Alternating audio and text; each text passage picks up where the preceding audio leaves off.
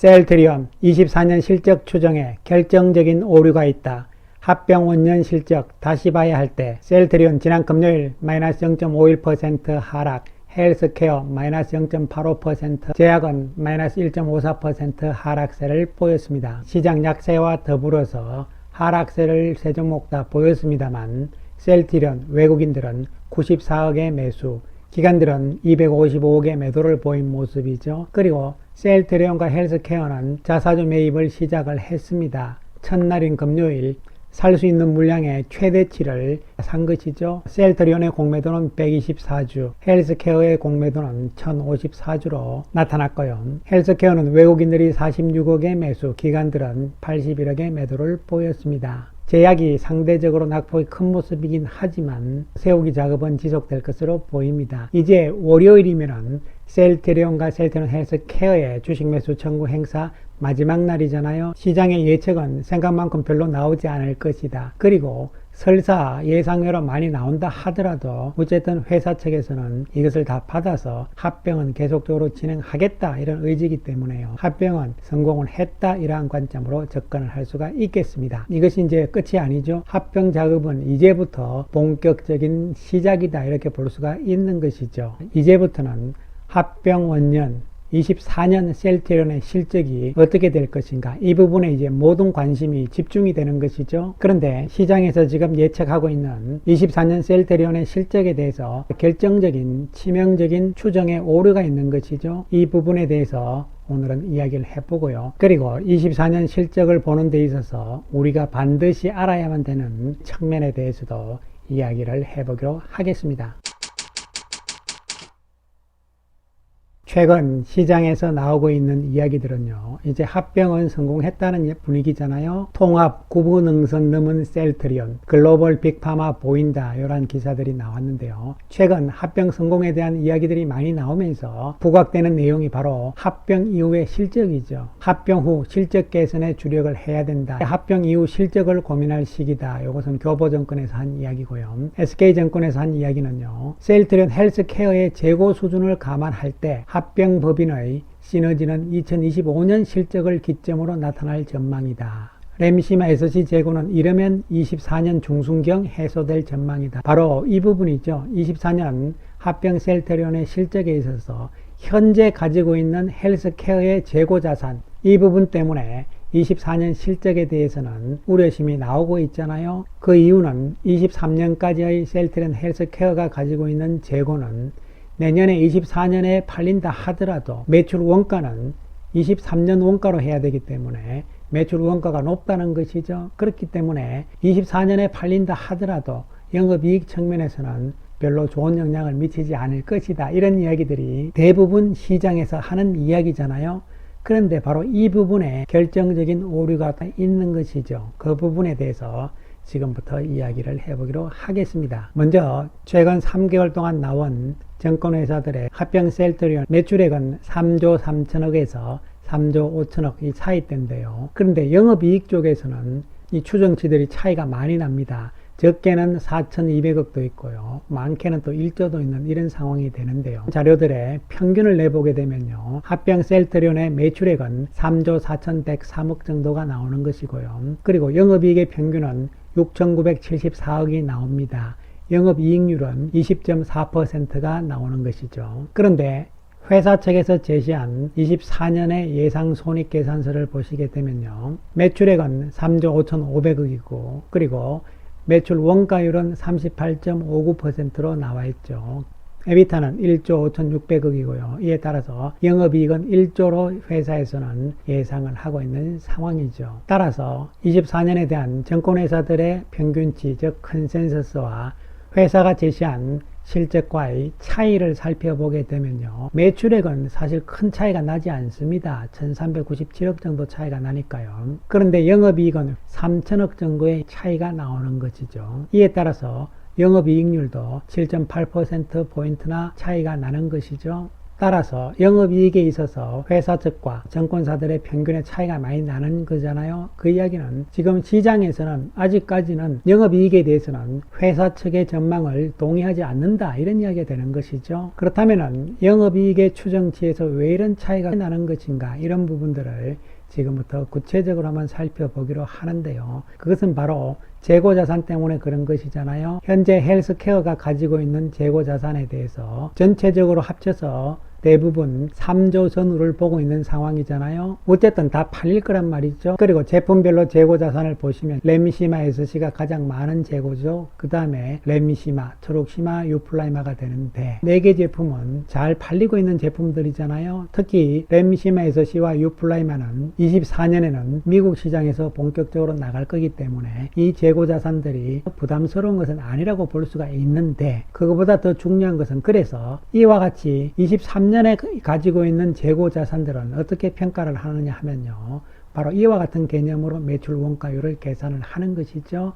회사에서 제시한 매출 원가율을 보시면요, 현재 3분기를 기준으로 보는 거죠. 셀트리온의 매출 원가율은 44.9%입니다. 그래서 요만큼 이익을 남겨서 이것을 헬스케어한테 주는 거잖아요. 그러면 헬스케어의 원가는 이걸 다 받아야 되니까 75.7%가 되는 것이죠. 그래서 회사에서는 이 매출 원가율이 통합이 되기 때문에 38.6%까지 낮아진다, 이런 이야기를 하는 것이잖아요. 바로 이 부분에 대해서 대부분 이해를 못하는 것이죠. 원가율이 이렇게 낮아지는 것은 셀트리온 헬스케어가 가지고 있는 원가율 75.7%나 되는 이 비싼 원가율로 가지고 있는 23년 말까지의 재고가 다 팔린 다음에는 회사가 이야기하는 대로 원가율이 38.6%가 될 것이다. 이것이 시장에서 이야기하는 일반적인 이야기가 되는 것이잖아요. 그러면 회사에서는 그것을 모르고 이와 같은 원가율을 제시를 한 것일까요? 그러면 회사에서는 25년 원가율이 이렇게 될 것이라고 이야기를 해야 되잖아요. 바로 이 부분에서 결정적인 오류가 있는 것이죠.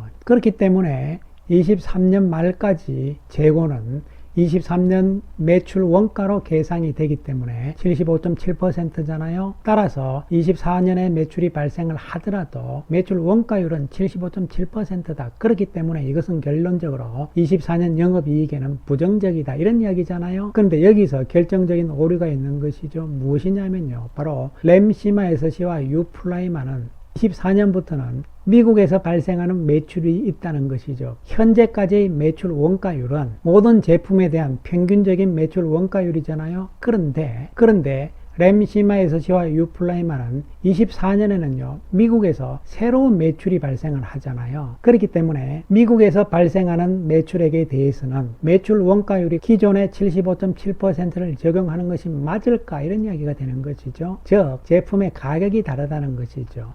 유럽에서의 램시마 SC와 미국에서의 진펜트라의 가격은 다르다는 것이잖아요. 그리고 유플라이마도 마찬가지입니다. 본격적인 매출은 내년부터 나오잖아요. 그런데 유플라이마도 유럽에서의 가격과 미국에서의 가격은 다르다는 것이죠. 미국에서의 가격이 3배 내지는 5배 높은 것으로 이야기가 되고 있는 상황이잖아요.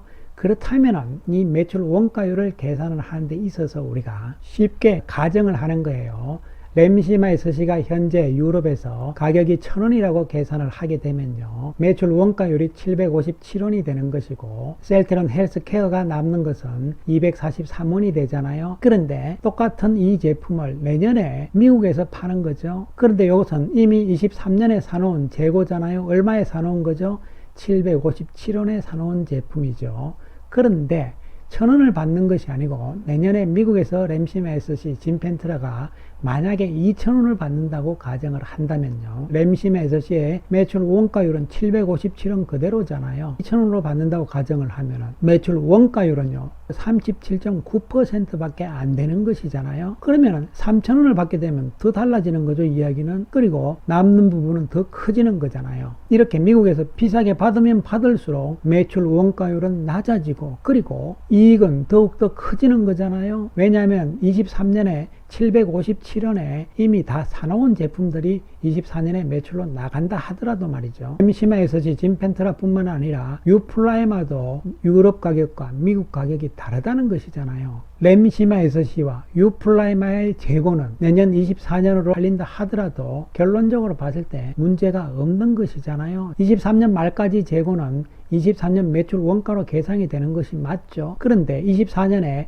미국에서 매출이 나오는 진펜트라와 유플라이마는 유럽 대비해서 높은 가격이기 때문에 결코 24년 영업이익에 부정적이지 않습니다. 따라서 올 연말까지 셀트리온 헬스케어가 가지고 있는 재고 자산이 많기 때문에 내년 영업이익에 안 좋다는 이야기는 일부는 맞을 수 있지만 미국으로 나가는 램시마 SOC 진펜트라와 유플라이마 이야기가 다르다는 것을 우리가 분명히 생각을 해야 되는 것이죠. 그렇기 때문에 24년 내년에 램시마 SOC 진펜트라가 그리고 유플라이마가 미국에서 얼만큼 나가느냐가 당장 24년 합병 셀트리온 실적의 영업이익의 핵심이라고 보시면 되는 것이죠. 최근 증권사들의 평균치를 보시면요.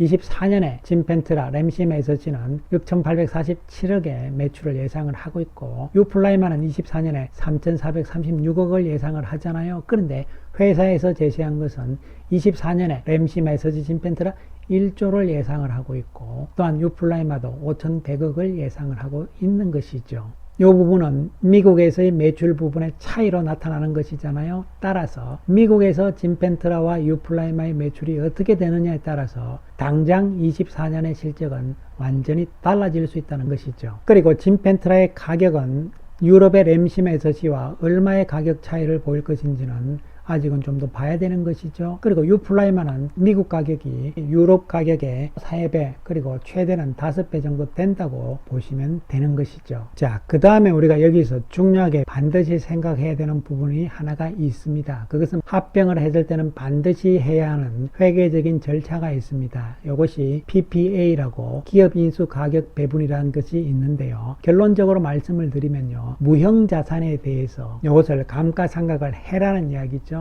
영업이익에서 합병에 따른 무형자산을 감가상각 마이너스 빼라는 이야기죠. 빼고 나면은 그것이 합병 이후 첫 해의 영업이익이 될 수가 있는 것이죠. 그래서 셀트리온의 경우에는요. 영업권에 대해서 상각입니다. 약 얼마 정도를 빼야 되냐면은 이것은 마이너스 개념이죠. 그래서 시장에서는 3천억에서 5천억 이전으로 추정을 하고 있습니다만요. 이 금액은 회계상의 절차이기 때문에 달라질 수가 있는데 이것은요. 합병이 완전히 성사되고 내년에 가서 이 부분을 계산을 하는 부분이죠. 재무제표상으로 나오는 24년의 영업이익에는 이 부분이 마이너스로 처리돼서 줄어들 수 있다는 것을 우리가 생각을 해야 되는 부분이죠. 하지만 이 부분에 의해서 줄어드는 영업이익은 영업을 못해서 줄어든 것이 아니고 어쩔 수 없이 거쳐나가야 하는 회계적인 절차라는 것을 감안을 한다면요. 주가에는 심각하게 영향을 주지는 않을 것으로 판단을 할 수가 있는 것이죠. 그렇다면 회사에서 생각을 할 때는요. 바로 이 부분이죠. 회사에서 매출액을 3조 5,500억을 잡고 매출 원가, 매출 총이익, 판관비까지 잡았습니다. 여기까지 계산을 하면 에비타는